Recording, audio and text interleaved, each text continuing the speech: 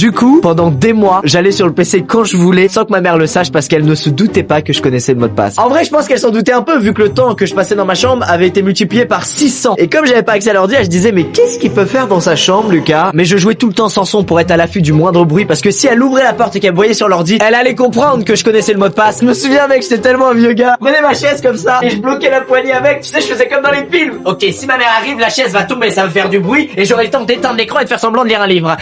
Rassurez-vous, j'ai jamais eu besoin d'en arriver là, j'étais malin, mais pas aussi malin que ma mère. Quelques années plus tard, ma mère réfléchit à un nouveau processus lui permettant de contrôler mon temps passé sur les écrans. Lorsqu'elle a une idée de génie, engueuler son mari pour que lui y trouve.